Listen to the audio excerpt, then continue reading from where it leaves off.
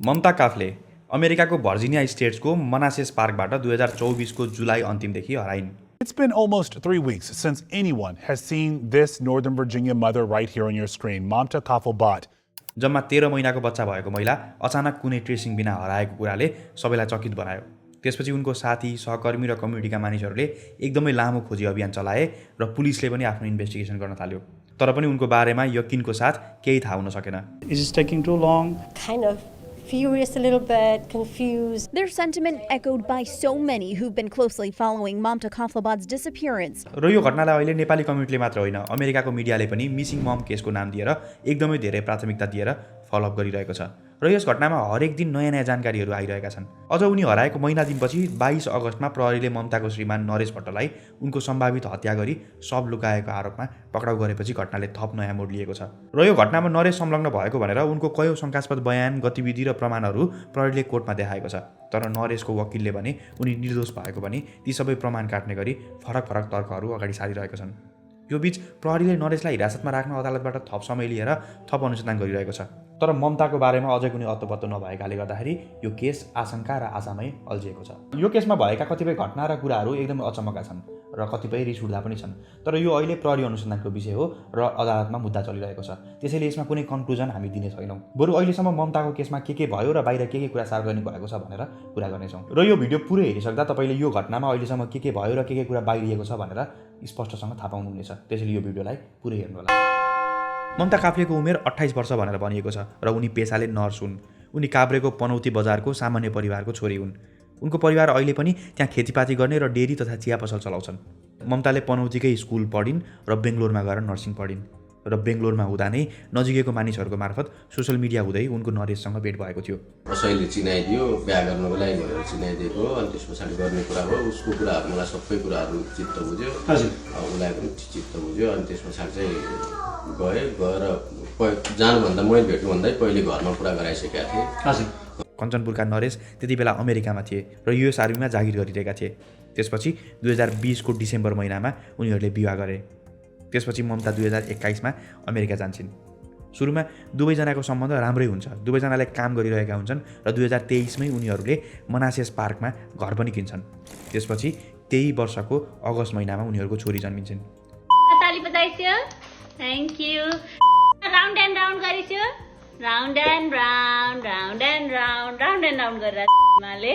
ममताले पछिल्लो समय काम गरिरहेको मनासेस पार्कको युभिए प्रिन्स विलियम मेडिकल सेन्टरमा जुलाई 8 देखि मात्र काम गर्न थालेकी थिइन्। त्योभन्दा अघि उनी फेयरफ्याक्सको इनोभा हस्पिटलमा काम गर्थिन् र मनासेस पार्कको त्यही युभिए प्रिन्स विलियम मेडिकल सेन्टरमा 27 जुलाईको दिन उनलाई अन्तिम पटक उनका सहकर्मीहरूले देखेका थिए र जुलाई 28 को दिन आफ्नो फेसबुकमा यो पोस्ट सेयर गरेकी थिइन्। त्यस्तै त्यही दिन नै टिकटकमा पनि उनले आफ्नो छोरीको यो भिडियो सेयर गरेकी थिइन्।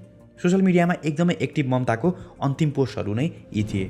अनि जुलाई 29 को राति 7:45 उनले आमासँग भिडियो कलमा करिब 14 मिनट 27 सेकेन्डसम्म कुराकानी गरेकी थिइन्। जुलाई 29 पछि भने बाहिर उनको कुनै पनि गतिविधि देखेको छैन भन्दा हुन्छ, न त ममतालाई बाहिरको अरू कसैले नै देखेको वा उनको कुरा सुनेको छ। तर नरेशले भने उनलाई 31 जुलाईको राति अन्तिम पटक घरमै देखेको भनेर भनेका छन्। Last time you saw her? In the evening of the Wednesday we were here and then we ate together. Yes. अनि उता कुनै खबर नै नगरी काममा नआएपछि अनि सम्पर्क पनि नभएपछि ममताको सुपरभाइजरले उनको अवस्था चेक गर्नको लागि प्रहरीलाई 1 अगस्तमा खबर गर्छिन् र 2 अगस्तमा प्रहरी ममताको घरमा पुग्छ तर ममतालाई भेट्दैन। त्यसबेला नरेशले आफूहरू डिभोर्सको तयारीमा रहेको र उनी हराएको नभई न्युयोर्क वा टेक्सासमा भएको आफ्नो दिदीलाई भेट्न गएको हुन सक्ने भनेर भनेका थिए र जानु अघि ममताले आफ्नो फोन फुटाएर गएको समेत भनेका थिए। यति बेलासम्म ममता सार्वजनिक जीवनबाट गायब भएको 3 दिन भइसकेको थियो। तर नरेशले ममताको आमा बुवालाई उनी घरमा नभएको भनेर जानकारी गराएका थिएनन्। यता नेपालमा छोरीसँग धेरै दिनसम्म कन्ट्याक्ट नभएपछि ममताको आमाले नरेशलाई कल गर्छिन् तर उनको कल उठ्दैन। छोरीलाई फोन नलाइन जहिले हाने हो फोन है उठाउनु भएन के। त्यसपछि ममताको साथीको मार्फतबाट नरेशलाई कन्ट्याक्ट गर्दा नरेशले उनी 2-3 दिनसम्म काममै बिजी हुने भनेर बताउँछन्।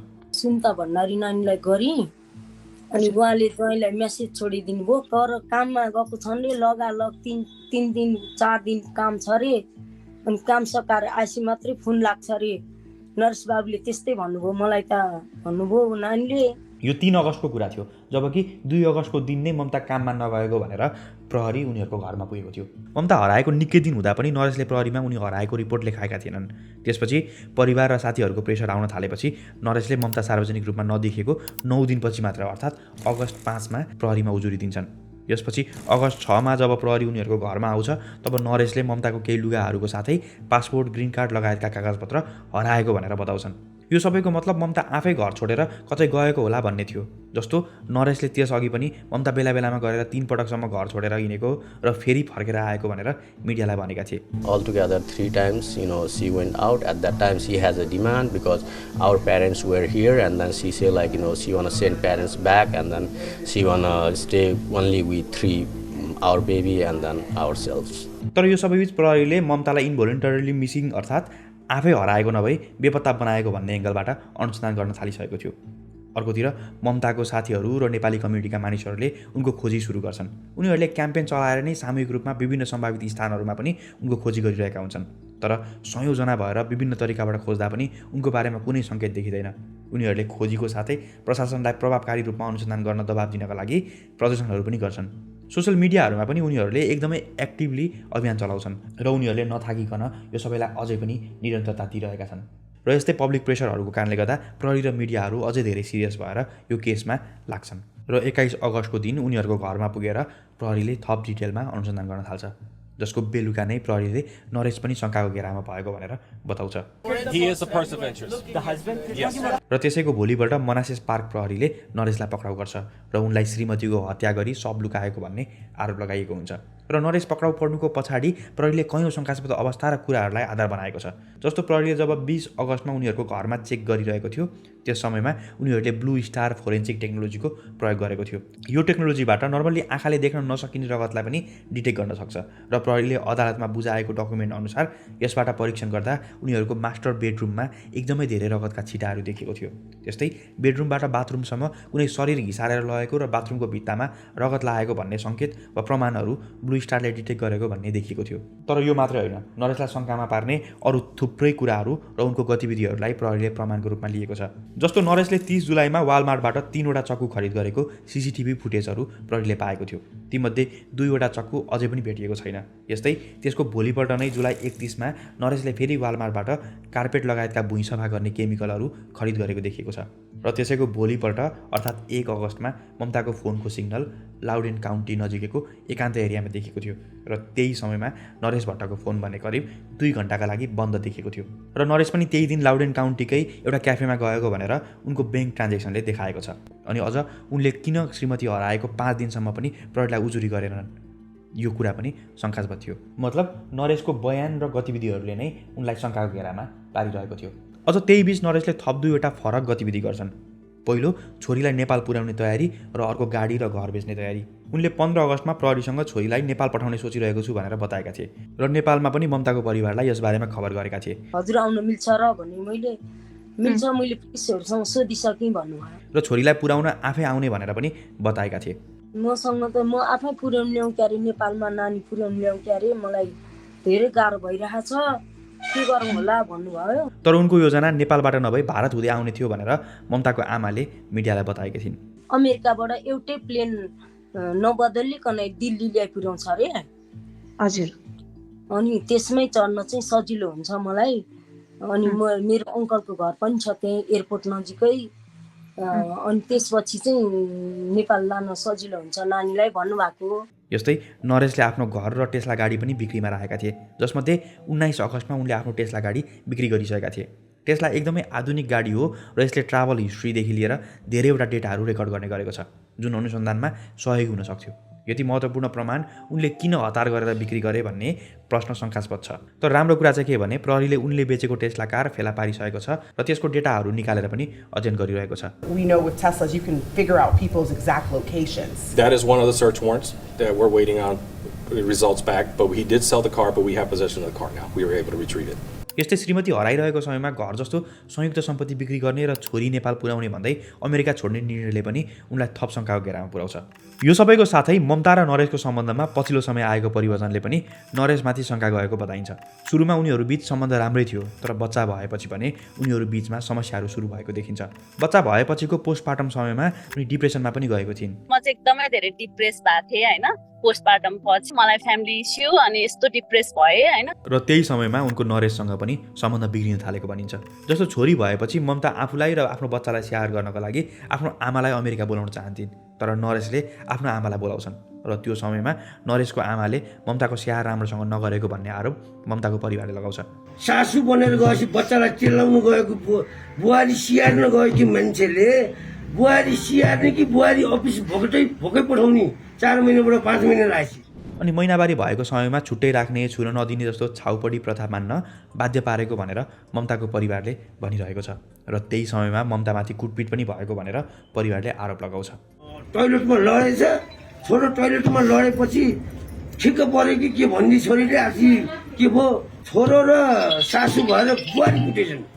त्यो कुरो पनि छोरीले आज हिलडाम हुने गरी कुटेपछि अफिसको मान्छेबाट चाहिँ केही कुराकानी आयो।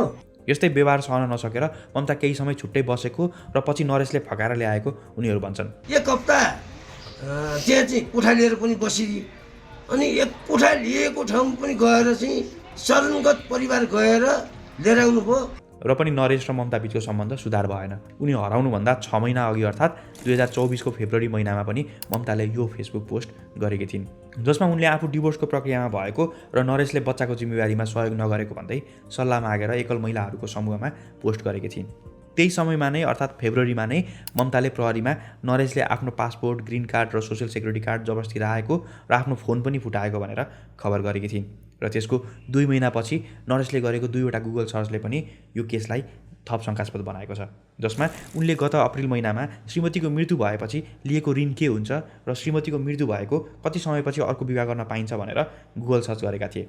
यो सबै कुराले गर्दा नरेशमाथिको शङ्का एकदमै धेरै बलियो भएको देखिन्छ। यसको साथै यो केसमा साइड बाई साइड कम्युनिटीका मानिसहरूले पनि विभिन्न माध्यमबाट अनुसन्धान गरिरहेका छन्, जसअनुसार 28 जुलाईको दिन नरेश बाल्टिमोरमा थिए र त्यो रातको 11:34 बाल्टिमोरबाट निस्किएको र 29 जुलाईको राति 1 बजे आफू घर पुगेको भनेर बाल्टिमोरमा मेसेज पठाएको जानकारी गराएको देखिएको भनिएको छ र उनले त्यहाँ भेटेको र मेसेज पठाएको व्यक्ति एकजना महिला भएको भनेर पत्रकार सच्ची मैनालीले पोस्ट गरेर जानकारी गराएकी छिन्। तर उनी को हुन् र उनको नरेशसँग के सम्बन्ध छ भन्ने विषयमा धेरै कुराहरू बाहिरिएको छैन। यद्यपि मैनालीले ती महिलाले आफूलाई सम्पर्क गरेर प्रहरीलाई सम्पर्क गर्ने भनेर बताएको पोस्ट गरेकी थिइन्। यसरी यो केसका सबै प्रमाणहरू बिस्तारै नरेशको विपक्षमा गइरहेको छ, तर उनको वकिलहरूले भने नरेश निर्दोष भएको भन्दै कयौँ प्रमाणहरू दिइरहेका छन्। जस्तो उनीहरूले घरमा रगत भेटिएको कुरामा त्यो नाकबाट निस्केको रगत पनि हुनसक्छ भनेर भनिरहेका छन्। यस्तै नरेश हाल बेरोजगार भएकाले गर्दा ब्याङ्कको किस्ताहरू तिर्न नसक्ने भएकाले उनले हतार गरेर गाडी बेचेको भनेर भनिरहेका छन्। यसरी उनको बचावमा यस्ता कयौँ तर्कहरू राख्दै उनलाई जमानतमा रिहा गर्न उनको वकिलहरूले माग गरे पनि नरेश भाग्न सक्ने सम्भावना भएको र समुदायको लागि खतरा हुन सक्ने भन्दै अदालतले जमानत दिन माने। A Prince William County judge says Naresh Bhatt poses a threat to the community and that he may be a flight risk. यस्तै 29 अगस्तमा भएको अर्को सुनवाईमा अक्टोबर 7मा ग्रान्ड जुरीबाट सुनवाई हुनेछ भनेर फैसला गरेको छ। ग्रान्ड जुरी एउटा गोप्य सुनवाई वा प्रक्रिया हो जसले यो केसमा फैसला गर्ने भन्दा पनि अहिलेसम्म उपलब्ध प्रमाणहरूको आधारमा अपराध भएको हो कि होइन वा नरेशमाथि मुद्दा चल्नुपर्छ कि पर्दैन भन्ने जस्ता निर्णय गर्नेछ। त्यसपछि अर्को सुनवाई नोभेम्बर 10 लाई तय गरिएको छ। मतलब अब कम्तीमा पनि त्यति समयसम्मको लागि नरेश हिरासतमा नै हुनेछन् र प्रहरीले पनि आफ्नो अनुसन्धान गरिरहनेछ। साथै ममताको खोजी कार्य पनि निरन्तर चल्नेछ र यो बीचमा ममता भेटिन् वा उनको शव भेटियो भने पनि यो मुद्दाले फरक कोण समात्न सक्छ। तर प्रहरीले भने ममता जीवित भएको भन्ने आशा गुमाइसकेको छ। Is there hope that she's still out there somewhere? I hate to give hope that she is, but I don't believe she's still alive at this point. र त्यही कोणबाट प्रहरीले अनुसन्धान पनि गरिरहेको छ। उता यही बीच ममता र नरेशको छोरी जसलाई गोप्यताका लागि मिनी ममता नाम दिएको छ, उनको हेरचाह गर्नका लागि ममताको आमा र दाजु अमेरिका पुगेका छन्। उनीहरूलाई अमेरिकी दूतावासले इमर्जेन्सी भिजा दिएको थियो भने यसका लागि अमेरिकामा भएका नेपाली र अमेरिकी कम्युनिटीले पहल र सहयोग गरेका थिए। हजुरआमा र मामा आइपुग्नुभन्दा अघि मिनी ममता केही समय प्रहरीको केयरमा र केही समय ममताको साथीहरूको संरक्षणमा बसेकी थिइन्। अहिले त्यहाँको कम्युनिटीले ममताको खोजी र न्यायका साथै मिनी ममताको भविष्यका लागि पनि सहयोग गरिरहेका छन् र आर्थिक सहयोग पनि जुटाइरहेका छन्। In a matter of 24 hours, we were able to raise more than $200,000. तर खासमा आमा र बुवाबाट केयर र माया पाउनुपर्ने उमेरमा मिनी ममता यो सबै कुराहरूबाट वञ्चित भइरहेकी छिन् र यो सबै कुरा सबैका लागि पीडादायक छ।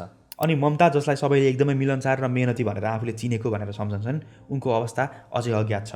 उनी जीवित फर्किउन् भन्ने आशा अन्तिम अवस्थासम्म पनि राखिरहेका उनको परिवार, साथी र समुदायका मानिसहरू जस्तै हामी पनि यो केसमा कुनै मिराकल होस् भन्ने अपेक्षा गरिरहेका छौँ। एउटा परिवार जो बाहिरबाट हेर्दा हाँसी खुसी देखिन्थ्यो।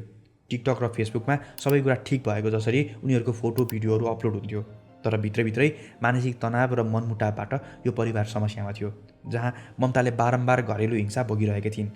छोरीलाई ज्वाइँले कुटपिट गरेर मारतिर निकालेर पठाएको थियो। अनि यही कुरा उनले सिङ्गल मदरहरू मात्र भएको सिक्रेट ग्रुपमा पनि पोस्ट गरेकी थिइन्। घर छोडेर पर पनि बस्ने प्रयास गरेकी थिइन्। यो कुरा प्रहरीमा पनि पुगेको थियो र परिवारलाई पनि थाहा थियो। भाइलेन्स भएको भनेर फोटो तस्बिरहरू पठाएको तपाईँहरूले देखेको त्यस्तो छ केही? छ, किन नहुनु? छ, पठाउनु भएको छ, तस्बिरहरू पनि छ तपाईँहरूसँग? छ। कसैको अनुहारमा देखिएको हाँसो वा खुसीको पछाडि कतिसम्म पीडा लुकेको हुन सक्ने रहेछ भन्ने कुरा त ममताका यी टिकटक भिडियोहरूले स्पष्ट पार्छ। तर अर्कोतिर यो घटनामा कयौँ अफवाहहरू पनि फैलिरहेको छ। अनुमानको भरमा कयौँ व्यक्तिहरूले अपुष्ट र अप्रमाणित कुराहरूसहित भिडियो र पोस्ट बनाएर अफवाह फैलाइरहेका छन्। ममता र नरेशसँग जोडिएका विभिन्न व्यक्तिहरूको चरित्र हत्या गरिरहेका छन्। साथै अमेरिका लगायतका विदेशका कयौँ देशहरूमा विवाह गरेर गएका व्यक्तिहरू र उनीहरूको परिवारलाई जोडेर विभिन्न खालका हल्लाहरू गरिरहेका छन् र पीडितलाई नै दोष दिएर विश्लेषण गरिरहेका छन्। हुन त यस्ता हरेक घटनामा हामीले के देखिरहेका छौँ भने यस्ता घटना हुँदा हामी आफै प्रहरी र वकिल हुन खोज्छौँ, जबकि यो पुरा केसले हामीलाई महिला हिंसालाई सिरियसली लिन झकझकाएको छ। सानै भए पनि हिंसा नसहन र त्यसको विरुद्धमा समयमा आवाज उठाउन सचेत गराएको छ। किनभने हाम्रो वरिपरि पनि कुनै महिलामाथि हिंसा हुँदा वा उनीहरू समस्यामा पर्दा यो घरभित्रको कुरा हो, मिलेर बस्नुपर्छ, बाहिर कुरा हुँदा परिवारकै बेइज्जती हुन्छ वा तिमीहरू आफै मिलेर बस भन्ने जस्ता कुरा गरेर भित्रभित्र दबाउन खोज्छौँ वा लुकाउन खोज्छौँ। अनि विभिन्न कारणले गर्दा विवाह पछाडि कुनै महिला श्रीमानसँग छुटिएर बस्छिन् भने उसलाई हेर्ने दृष्टिकोण नै हाम्रो फरक हुन्छ वा हेलाको दृष्टिकोणले हामी हेर्छौँ। जबकि एउटा पुरुषले जतिपटक विवाह गरे पनि त्यसलाई सामान्य रूपमा लिन्छौँ अनि महिलालाई भने परिवार र समाजको इज्जत जोगाइदिने वस्तुका रूपमा हेर्छौँ। उनीहरूलाई दबिएर भए पनि वा दुःख सहेर भए पनि श्रीमानसँग मिलेर चुपचाप बस्नुपर्छ भनेर सानैदेखि परिवारभित्रैबाट सिकाउँछौँ। यसरी परिवार र समाजबाट नै साथ नपाउँदा धेरै महिलाहरू अझै पनि भित्रभित्रै दबिएर वा सहेर बसिरहेका छन्, जसको नतिजामा यस्ता घटनाहरू भएको कुरा हामी बारम्बार सुन्छौँ। र दुःख लाग्ने कुरा के भने जब यस्ता घटनाहरू बाहिरिन्छन् तब एकदमै धेरै ढिलो भइसकेको हुन्छ।